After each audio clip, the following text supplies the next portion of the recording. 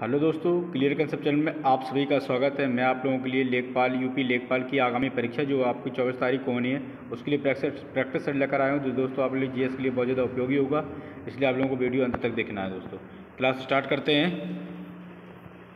Forbes द्वारा जारी विश्व के सर्वश्रेष्ठ बैंकों की सूची 2021 में सर्वश्रेष्ठ कौन पर रहा है? तो दोस्तों जो सर्वश्रेष्ठ बैंक है वो कौन सी है? DBS bank. कौन सी बैंक है? डीबीएस बैंक जो है वो फोर्ब्स द्वारा जारी, ठीक है ना, सूची में जारी कौन करता है? फोर्ब्स। कौन सी बैंक रही है? डीबीएस। अगला क्वेश्चन है, किस राज्य सरकार ने रायथू बंधु योजना की शुरुआत किया है? तो दोस्तों रायथू बंधु योजना है ये दोस्तों तेलंगाना सरकार के द्वारा शुरू की गई है। ये दोस्तों बहुत ज़्यादा इंपॉर्टेंट है, रायथू बंधु योजना। अगला क्वेश्चन, कॉर्सेरा द्वारा जारी ग्लोबल स्किल रिपोर्ट 2021 में भारत कौन से स्थान पर रहा है? तो दोस्तों भारत रहा है 67वें स्थान पर रहा है। लिस्ट कौन जारी करता है? कॉर्सेरा द्वारा जारी होती है। लिस्ट किसकी? ग्लोबल स्किल रिपोर्ट है दोस्तों, ठीक है। भारत कौन से स्थान पर? 67वें स्थान पर रहा है इसमें दोस्तों। अगले क्वेश्चन की तरफ, वैश्विक शांति सूचकांक 2021 में कौन सा देश शीर्ष पर रहा है? तो वैश्विक शांति सूचकांक में दोस्तों जो पहले स्थान पर रहा है वो आइसलैंड रहा है। कौन सा रहा है? आइसलैंड रहा है दोस्तों। खाद्य एवं कृषि संगठन के बैलेंस सत्र की अध्यक्षता किसने की है? तो दोस्तों ये की है नरेंद्र सिंह तोमर ने। जो खाद्य मंत्री है कौन है? नरेंद्र सिंह तोमर। इन्होंने बैलेंस सत्र की अध्यक्षता की है। अध्यक्षता वो सत्र कौन सा था? तो ये दोस्तों 42वां था, ठीक है ना, खाद्य एवं कृषि संगठन का। और ये अध्यक्षता किसने की है? नरेंद्र सिंह तोमर ने।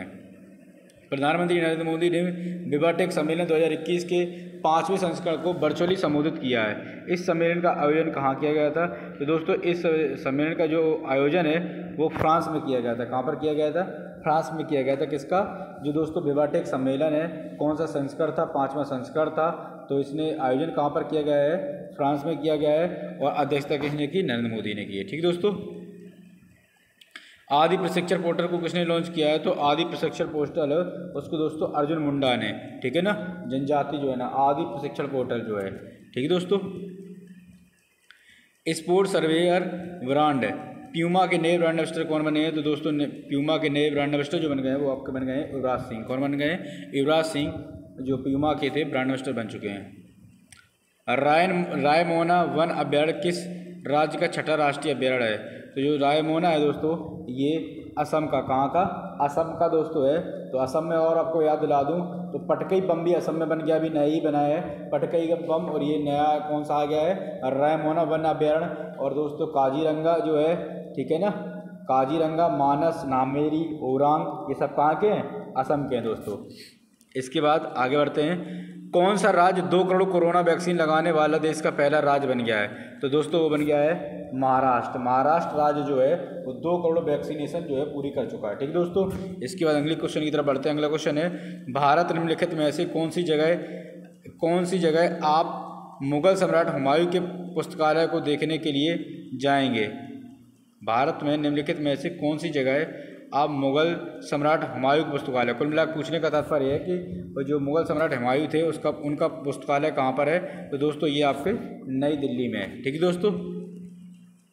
लॉर्ड हॉर्डिंग ने बंगाल विभाजन किस वर्ष रद्द किया था? तो लॉर्ड हॉर्डिंग ने 1907 में बंगाल विभाजन रद्द किया था, ठीक है दोस्तों। कब किया था? 1912 में बंगाल विभाजन हुआ था 5 में स्टार्ट, और रद्द जो किया था वो दोस्तों किया था कब? 1912 में, ठीक है दोस्तों। अगले क्वेश्चन की तरफ बढ़ते हैं। बौद्ध स्थल वैशाली और नालंदा निम्नलिखित में से किस राज्य में स्थित है? तो ये दोस्तों बिहार में स्थित है। कहाँ पर है? बिहार में स्थित है। कौन सा? बौद्ध स्थल वैशाली और नालंदा, ठीक है दोस्तों, ये कहाँ पर? बिहार में। इनमें से कौन सा मौर्य शासक बौद्ध धर्म का अनुयायी है? तो दोस्तों ये बौद्ध धर्म का जो अनुयायी है कौन है? अशोक, ठीक है ना। इनमें से कौन मौर्य शासक बौद्ध धर्म का अनुयायी? तो अशोक जो है वो बौद्ध धर्म का अनुयायी है, ठीक दोस्तों। इसके बाद इनके जो पिता थे वो किसको अपनाते थे? वो अपनाते थे जैन धर्म को, ठीक है। भारत को धर्मनिरपेक्ष देश कहा जाता है क्योंकि नागरिकों के पास अपने पर्सनल धर्म को स्वीकार करने की स्वतंत्रता है, ठीक है दोस्तों। पर्सनल आपने सुना होगा जो धर्म की स्वतंत्रता है संविधान के आर्टिकल नंबर 25 से 25 में दी गई है। धर्म को आप अबाध रूप से मान सकते हैं, ठीक है। 26 में कहा गया है कि आप उनके लिए कर इकट्ठा कर सकते हैं। तीसरा कहा गया है कि आप उनके लिए व्यवस्था कर सकते हैं, ठीक है ना। 25, 26, 27 और 28 इन चारों में धर्म की स्वतंत्रता के बारे में कहा गया है कि आप करों को इकट्ठा कर सकते हैं, उनके लिए प्रबंध कर सकते हैं, ठीक है ना। जिस भी धर्म को चाहो उसको मान सकते हैं। तो ये पर्सनल स्वीकार करने की किसमें आर्टिकल नंबर 25 में दी गई है। तो भारत को क्या कहा गया, धर्मनिरपेक्ष कहा जाता है। ठीक है दोस्तों, निम्नलिखित में से कौन सा कथन राज्यसभा से संबंधित नहीं है। तो दोस्तों ये बी धर्म विधेयक, पहला भारत की संसद का उच्च सदन है, बिल्कुल भाई उच्च सदन है, यह धर्म विधेयक में संशोधन कर सकता है, यह धर्म विधेयक में संशोधन नहीं कर सकता है। दोस्तों धर्म विधेयक में इसको स्वीकृति ही देनी पड़ती है, यदि ये नहीं देता है 14 दिन तक अपने पास रख लेता है तो इसके बाद ये अपने आप से पारित मान लिया जाता है धर्म विधेयक के मामले में। ठीक है दोस्तों, इसके 12 सदस्य को राष्ट्रपति द्वारा मनोनीत किया जाता है। हाँ दोस्तों, इसको किया जाता है 233 जो है वर्तमान में स्थिति 233 प्लस 12 राष्ट्रपति द्वारा मनोनीत किए जाते हैं, 233 निर्वाचित होकर आए, तो टोटल स्थिति जो है वो 245 की है। ठीक है दोस्तों, अगले क्वेश्चन की तरफ बढ़ते हैं।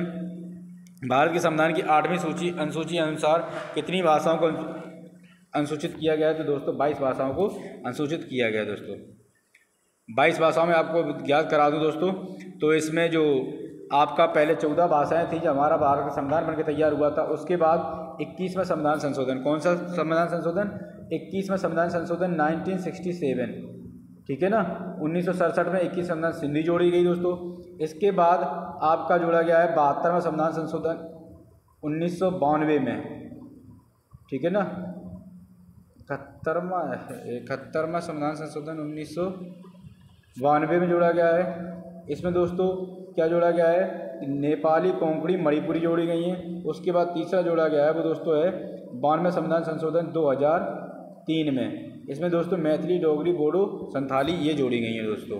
ठीक है दोस्तों, उसके बाद 72 में है वो दोस्तों, ठीक है, 72वां संविधान संशोधन।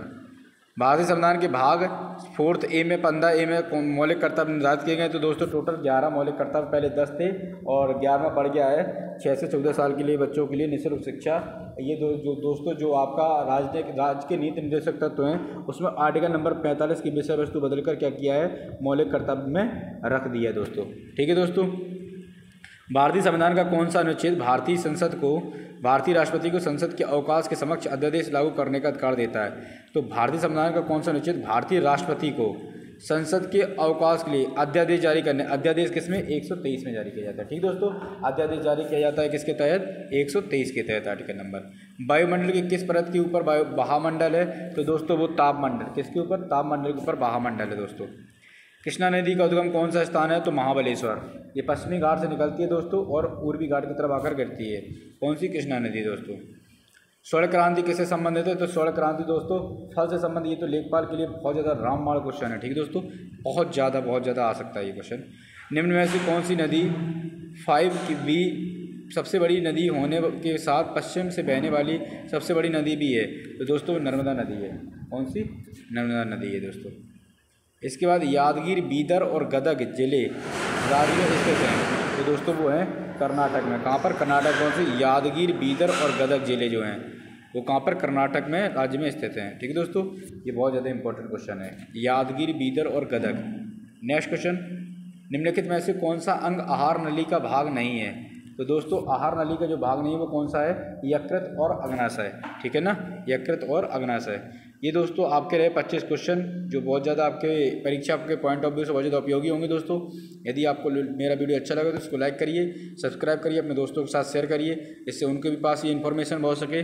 पेपर बहुत ज़्यादा इंपॉर्टेंट है ये दोस्तों। 5-6 सालों में वैकेंसी आई हुई है, इसलिए 2015-16 में आई हुई थी, उसके बाद अब वैकेंसी निकली हुई है लेखपाल की। तो आप लोग लगे रहिए, मेरी शुभकामनाएं आपके साथ हैं। धन्यवाद।